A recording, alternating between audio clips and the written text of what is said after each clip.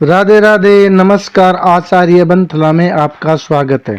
आज हम बात करेंगे मकर संक्रांति के त्योहार की कि इस त्योहार के पीछे की कहानी क्या है और यह त्योहार कैसे शुरू हुआ था।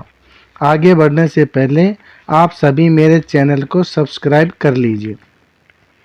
मकर संक्रांति की यह कहानी एक धर्मराज नाम के राजा से शुरू होती है। उन्होंने कैसे अपने व्रत को शुरू करने की बात अपने एक भक्त से कही तो यह कहानी कुछ इस प्रकार शुरू होती है। पौराणिक कथा के अनुसार महोदयपुर नगर में हरिदास नाम के एक विद्वान ब्राह्मण और उनकी पत्नी गुणवती रहते थे। गुणवती बहुत ही सुशील और धार्मिक महिला थी। उसने जीवन भर विष्णु भगवान की सेवा की, अनेक व्रत और दान पुण्य किए, लेकिन अनजाने में कभी धर्मराज के नाम का कोई व्रत पूजा नहीं की। यहाँ पर मैं बता दूं कि यहाँ पर धर्मराज नाम में प्रयोग कर रहा हूँ, यह यमराज का नाम है। तो आगे शुरू करते हैं। जब गुणवती का अंत समय आया तो यमदूत उसे लेने आए। यमलोक पहुंचाने पर उसने धर्मराज को एक दिव्य सिंहासन पर विराजमान देखा। चित्रगुप्त ने जब उसके कर्मों का लेखा जोखा देखा तो बताया कि यद्यपि उसने बहुत पुण्य किए हैं, लेकिन धर्मराज के नाम की पूजा या व्रत न करने के कारण उसे स्वर्ग से पूर्ण स्थान मिलने में संशय है। फिर गुणवती ने हाथ जोड़कर यमराज से विनती की कि वह उसे एक अवसर और दें। उसकी श्रद्धा देखकर धर्मराज प्रसन्न हुए और उन्होंने उसे दोबारा पृथ्वीलोक पर भेजा ताकि वह इस व्रत का महत्व सबको बता सके। गुणवती ने वापस आकर संक्रांति के दिन अपने पति के साथ धर्मराज का व्रत प्रारंभ किया। साल भर कथा सुनी और अंत में विधि विधान से उद्यापन किया। इसके प्रभाव से उन्होंने अंत में मोक्ष और स्वर्ग की प्राप्ति हुई। वहीं पर गुणवती ने धर्मराज के व्रत के 10 नियम बताए। कथा के अनुसार यह नियम: पहला, दूसरों की गलतियों को माफ करना। दूसरा, अपने विचारों को वश में रखना। तीसरा, हमेशा संतुष्ट रहना और धैर्य बनाए रखना। चौथ, चोरी न करना। पांचवा, मानसिक और शारीरिक शुद्धि रखना। छठा, मन में बुरे विचार न लाना। सातवां, अपनी इंद्रियों पर काबू पाना। आठवां, नियमित पूजा पाठ और दान पुण्य करना। नौवां, हमेशा सच बोलना और आचरण सच रखना। और 10वां, क्रोध का त्याग करना।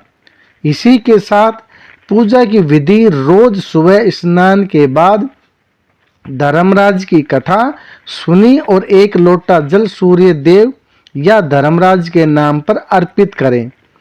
और जब इस व्रत को प्रारंभ करना है तो यह व्रत मकर संक्रांति से शुरू होकर अगली मकर संक्रांति तक चलता है। एक साल के इस व्रत के बाद में जब उद्यापन होता है, जब उसमें एक साल बाद मकर संक्रांति के दिन ही ब्राह्मणों को भोजन कराना और उन्हें गद्दा तकिया दान देकर व्रत का समापन किया जाता है। अगर आपको इस कथा के बारे में कुछ और जानना है या आपके मन में कोई और शंका रह गई हो, उसे कमेंट बॉक्स में लिख कर दीजिए। आपको आपके प्रश्न का उत्तर मिल जाएगा। इसी के साथ यहाँ पर एक कथा और प्रचलित है, जो यह है सूर्य देव और शनि देव का मिलन। पौराणिक कथाओं के अनुसार शनिदेव का अपने पिता सूर्य देव से गहरा मतभेद था। शनिदेव का रंग काला होने के कारण सूर्य देव ने उन्हें अपना पुत्र मानने से इनकार कर दिया था और उन्हें अपने से दूर कर दिया था। इसे शनि और उनकी माता छाया को बहुत कष्ट हुआ। क्रोधित होकर शनि देव ने भगवान शिव की तपस्या की और शक्तियां प्राप्त की। जब सूर्य देव ने शनि के घर को जला दिया तो शनि देव और उनकी माता को बहुत दुख हुआ।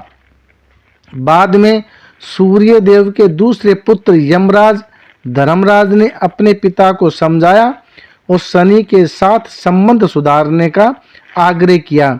मकर संक्रांति की कथा के अनुसार पिता सूर्य देव ने पहल की और वह अपने पुत्र शनि के घर पहुंचे। जब सूर्य देव शनि के घर पहुंचे तो शनि देव के पास अपने पिता की स्वागत के लिए कुछ खास नहीं था। उनके पास केवल काले तिल थे। शनि देव ने पूरी श्रद्धा के साथ काले तिल से अपने पिता सूर्य देव की पूजा की। सूर्य देव शनि की भक्ति से इतने प्रसन्न हुए कि उन्होंने शनि को वरदान दिया कि जब भी वे सूर्य मकर राशि में प्रवेश करेगा तो जो भी व्यक्ति तिल और गुड़ से उनकी पूजा करेगा उसके जीवन में कभी कष्ट नहीं आएगा। इसी दिन से सूर्य देव के उत्तरायण होने पर मकर संक्रांति का त्योहार मनाया जाने लगा है। राधे राधे।